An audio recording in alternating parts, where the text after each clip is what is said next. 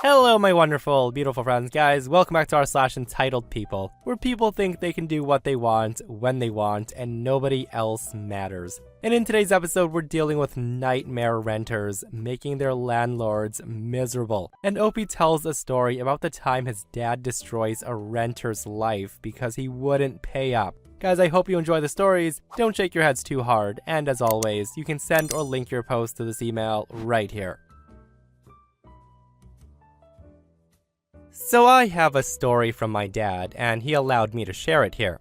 This also happened a long time ago, when weed wasn't yet legal. So here's the story. My dad had tried his hand in renting out houses, albeit it's only one house and he had only one renter. My dad also has a soft heart, and he couldn't bear to force a family into the streets when rent wasn't paid. Now, this renter was one of his coworkers, and they were acquainted at best. The first month he lived there, things were great, but as the months went on, this work colleague took full advantage of my dad and his caring nature. This man would give every excuse in the book to not pay his rent, all of them relating to his toddler son. There was always medical bills for his son, formula, diapers, birthday gifts, so on and so forth. My dad accepted these excuses, allowing his colleague to delay payment, and never once tried to deduct from the deposit. Well, 6 months later, his renter decides to move out. It turns out, the jackass bought himself a nice terrace house out in a good suburban area. The guy knew my dad was patient and a generous man, and he decided to take advantage of that. My dad, in his words, was pissed, but more than that, disappointed. He decided that he'll stop renting as he figured he would lose more than what he'll earn. Thus, the house was sold. Well, a few days later, my dad approaches his colleague, wanting to know why he stiffed him of his rent money. This took place in the middle of the lunchroom. My dad walks up to him and says, "Hey, I heard you bought a house. If you had money for the house, why couldn't you pay the rent?" The colleague tells him, "You know how my son keeps getting sick? Well, ever since I stayed at the house you rent, my son is always sick. He's always coughing." My dad asked, "So what's that got to do with me or that house?"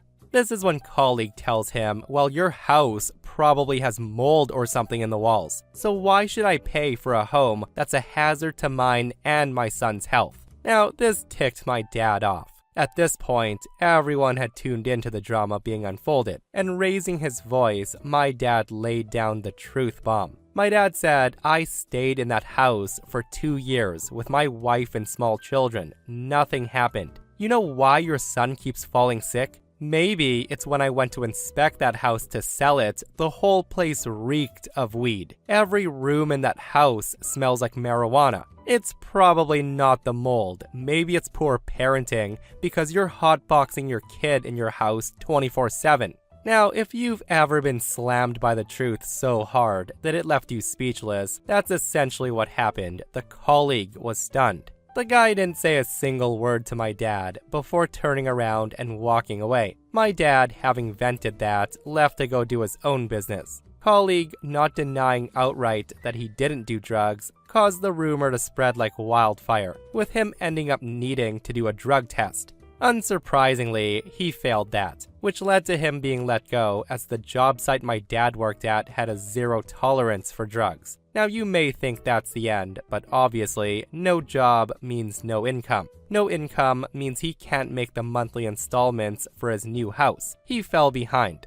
My dad found out that he was struggling for a while, and he ends up having to sell his new house because he couldn't make the high payments despite finding another job. The job that Dad and him worked offered lots of overtime, which bumped his pay drastically. My dad said he never wanted to ruin his coworker's life like that. He told me he should have kept his mouth shut, but he was just so angry, and it was in the heat of the moment he said that. Dad never pressed to get his 6 months of rent money back. Honestly, I did not expect that much of a fallout. Like, talk about karma, right? The guy definitely abused OP's dad's generosity, and he ends up answering for it in the end. And you really have to wonder, with how sleazy that coworker was his son really sick and he was just using that as an excuse to avoid paying rent? Who knows? That said though, do you guys believe that what happened to coworker was fair? Did he deserve to lose his job and his house for taking advantage of someone's kindness? Let me know in the comments below. So this is a story about my parents around 7 or 8 years ago. First thing first, my parents owned 2 houses. They decided to keep the old house when they bought a new one so they could rent it out. The old house was in a decent area, but it was on the edge of a not-so-good part of the city, so it attracted a lot of the wrong crowd when my parents put it up for rent. After the horror story of the first tenant, who used a dumb loophole in our state to live there for 6 months rent-free, my parents found a single woman with temporary foster kids who was interested. Let's call her Karen. The woman seemed really nice at first, housing kids who needed a home and selling homemade tacos from her taco cart. My parents did a background check. Everything signed, and she moves in with her kids immediately. And now, the wrongdoing. So Karen had decided to take in a lot more kids, given that our house was larger than her previous one. And I have nothing against these kids, they're just victims, but they tore that house to shreds. I remember countless times going with my dad to the house and handing him tools, while he fixed a variety of broken things. Holes in the walls, sink faucets getting snapped off, porcelain toilets getting cracked, and that's just some stuff. Eventually, my dad had enough, and he told her that all the maintenance he was doing was 1, not required since the house was in perfect condition when she moved in, and was not due to anything on my parents' part. And number 2, caused by way too many kids in the house. And this pissed off Karen to the point that she stopped paying her rent. And here's some backstory. My dad's fair and reasonable, and I've never seen him give attitude to anyone, let alone yell. My mother, however, is a woman who doesn't take crap from anyone.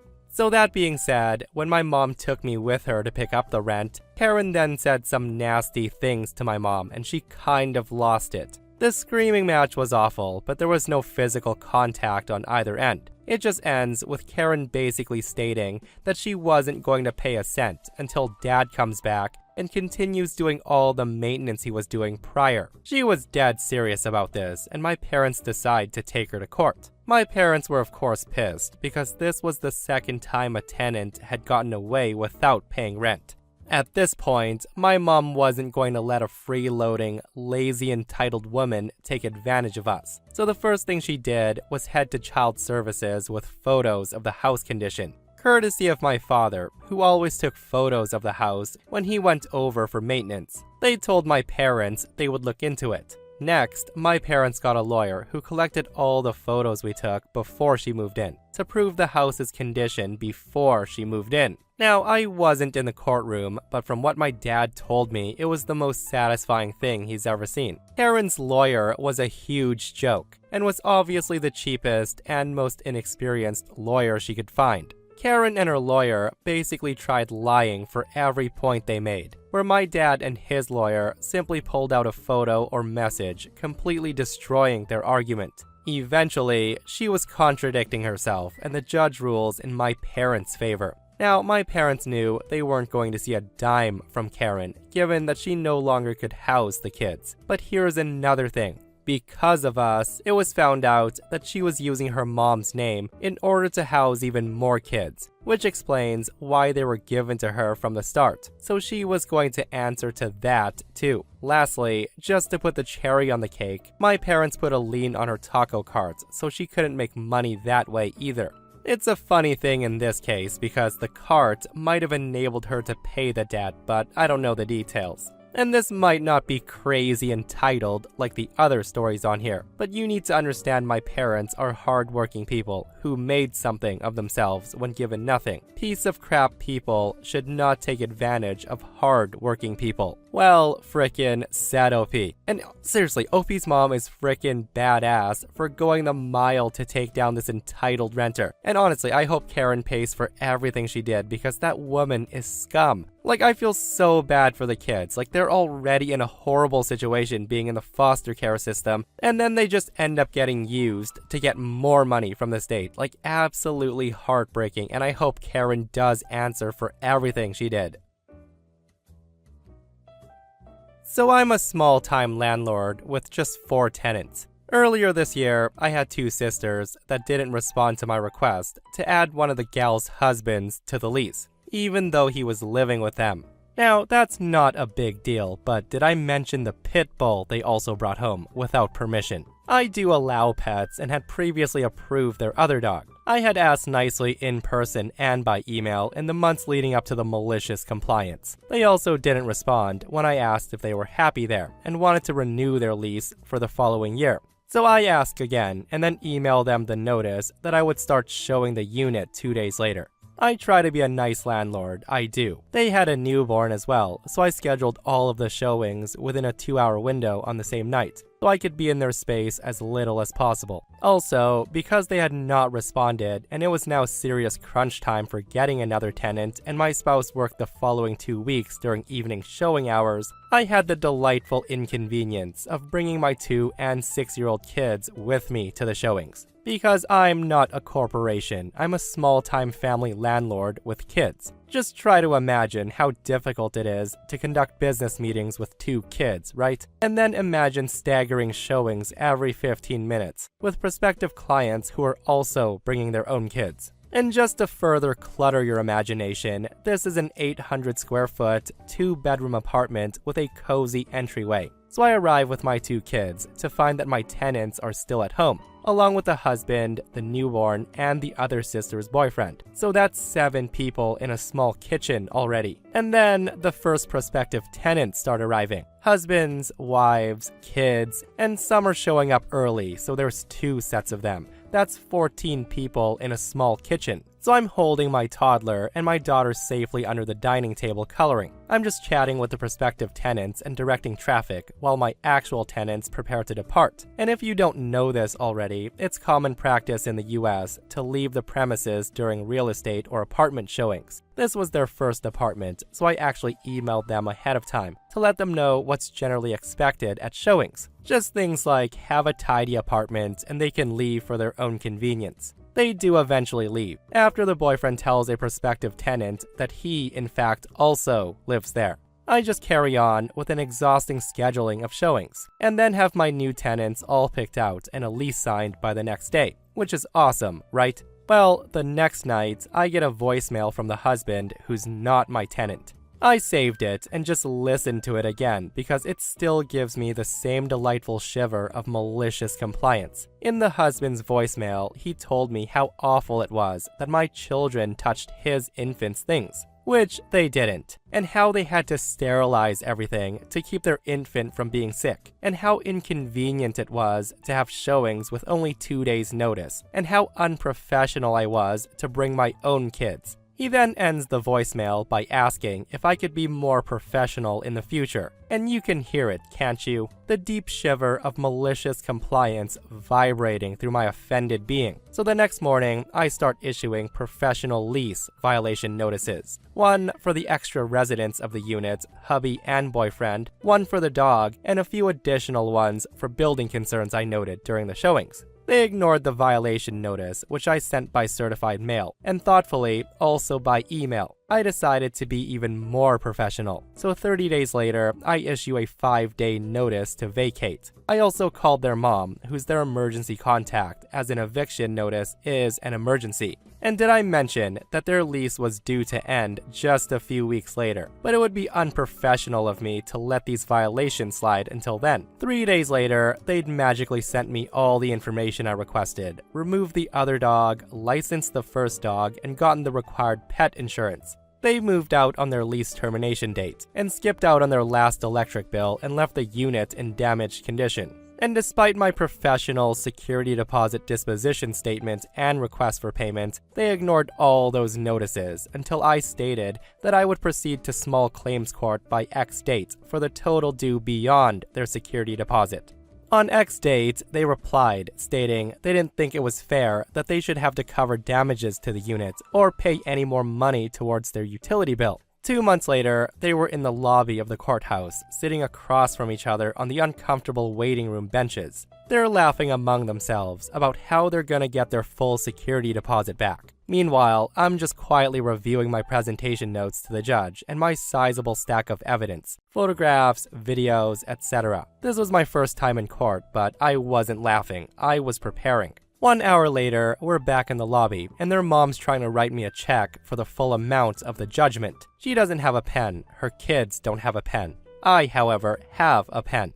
I cheerfully offer my pen and she writes the check and hands it to me. I was so proud of myself for not saying any of the sassy things in my head in that moment. You know why? Because I was being professional, as I'd been from that moment he'd left that voicemail. As a last note, I do acknowledge that it would have been better if I hadn't brought my children. However, if you have kids, you understand that sometimes they simply have to go where you go. Oh my goodness, I bet the husband regrets leaving that one voicemail. Like, did they not realize how many things OP let slide? I'm just glad it ended well, because in some places, tenants do have a lot of power over landlords, and I've even known landlords who have lost to Karen renters before. And this person shares their comment and says, "At the end of it all, I would have smiled, waved, and said, 'How's that for a professional?' and then walked my happy little ass away." So this one's a little long. When my wife and I were starting out, we had a little old rental house downtown that we leased to students. When we moved out of country for a job, I figured it would be easier to rent to one family than to chase around 6 broke students for rent. The first family we put in there turned out to be a bad choice on my part. The woman who lived there was 40 years old, and it was fine for the first 4 months or so. However, when I visited in person, the house was noticeably getting gross. They weren't taking care of things. Now, this might have been somewhat forgivable, but then she stopped paying rent on time. To make matters worse, there was a plumbing issue that sounded expensive. The toilets were backing up, and sewage was soaking the carpets in the basement. The whole place stank. We had a plumber come in and run a camera down the pipes to see what was happening. He informed me that the clog was a result of a buildup of needles. I asked him, why would somebody put sewing needles down there? And he said to me, no, the kind one might use for drugs. I then opted to pay $1,000 to have them use high pressure to flush out the system. Unfortunately, my house was nearly 100 years old, so the high pressure destroyed the clay connector to the city sewage system. The only way to fix it was to shut down a major residential road and dig to it for $30,000. Insurance wasn't in any hurry to pay either, and I, of course, didn't have that kind of cash sitting around at the moment, and our craptacular renter was still there. I wanted to evict her, but it would be a long process, and I knew that she would fight tooth and nail to stay, as she didn't want to go back to her parents, who lived just down the street. By this point, my house resembled a hoarder's home, and with the plumbing issue, I suspected that drugs were being dealt and done in there. Now, rather than evicting my tenant, I called the health department because they were living with no running water and a porta potty they rented in the backyard. It was gross. They also had 2 girls there under the age of 10. It took a visit from a team of sheriffs to get her out, and only well after the property was condemned. When she finally did leave, she left about 100 pounds of rotting meat on the front lawn. She also left the house a giant mess, and she stole many of my things. But I was so relieved that she was gone that I almost didn't care. She was a major source of stress in my life and in my marriage. It ended up taking several hundred hours and over $50,000 to fix up the house. Eventually, though, insurance came through for part of it. I tried not to be resentful about the situation, because being an addict and living in a condemned building is its own hell. There wasn't anything I could feel good about doing to her. She was already doomed to live poorly based on her own choices. And by this point in life, I felt like I was above anything I could do to her. Besides, she had 2 kids. But here's the part that left my jaw on the floor. She actually had the nerve to text me to ask for a character referral for a new place, since she didn't have anyone else. I was dumbfounded, but I texted back a thumbs up, because maybe I could save the next guy. Eventually, I did get the call from the next guy asking about her. The guy was an a-hole to me on the phone though. He was talking over me and talking down to me. He was an expert landlord doing his due diligence. I tried to get my story in about her, but then I paused. I listened to him talk down to me some more, thinking, I'm a total stranger, what the hell? And then I waited until it was my turn. I told him, you know what, she was great. I had some major plumbing issues, otherwise, she would still be with me. Also, she's got quite a cute family. She ends up getting the place, and she messaged me back to thank me. I never heard from either of them again. Talk about paying it ahead, and what an unexpected wild twist at the end of this post where OP just sent their nightmare renter to the new landlord. And this is why people should live by the rule, if you're not an a-hole to me, I won't be one to you. I wonder how she treated her next home. So when I was 18 years old, my dad gifted me a house with 2 stories. I'm extremely thankful. We're not upper class, but my dad bought this house for a cheap price tag a long time ago. I know that this was an extreme privilege, and I'm forever grateful for this. The layout of the building is like an apartment, but it's a house. So basically, each story has its own separate entryway, its own kitchen and bathroom. I live upstairs while renting out the downstairs. My boyfriend moved in with me about 3 months ago, and we've been together for 6 months. I've not asked him for money, neither for utilities or to pay me any rent. The only thing he contributes to is groceries, and that we split 50-50. And here's the thing, I haven't brought up that I own the building, as it's not something I tell many people. If people ask me, I of course tell them I own it. But if they assume that I'm a renter, then they can believe that. The topic of a landlord, the renter downstairs, or the owner of the building has not been something we've talked about. That said, this last Tuesday, the renter comes up to tell me that her freezer stopped working. I answered the door, and my boyfriend heard us talking, I suppose. I went downstairs to take a look, and we came to the conclusion that she would buy a new one. She would then send me the receipt, and I would give her the money. She was very grateful for the solution.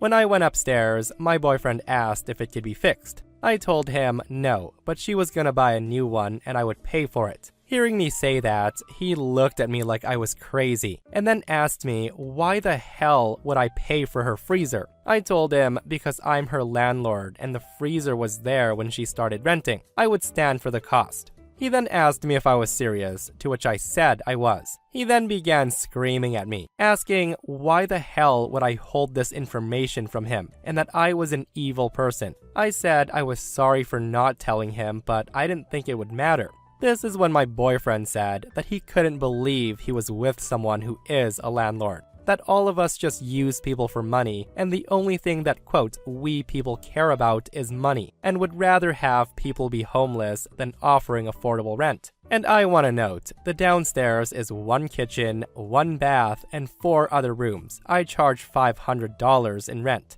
I understand that many people have had trouble with landlords, but I try my best to be a good one. He then demanded that I give him 50% of the money that I make from rent, or else I was just as bad as he thought. I told him no, of course, and he hasn't talked to me since Tuesday. I have tried telling him that I'm truly sorry, but he doesn't answer me at all. So was I really the a-hole for not telling him? In my opinion, heck no. Like, the dude is so entitled for even wanting half the rent money that OP takes from the tenants. Like, has that man lost his mind? The guy doesn't even pay rent himself, like OP said. She doesn't owe that guy a damn thing. And how wild is it for OP to even think she would be the a-hole in this situation? I just hope she reconsidered this relationship after that, because clearly the dude's a leech. This person comments, yep, that's a huge red flag.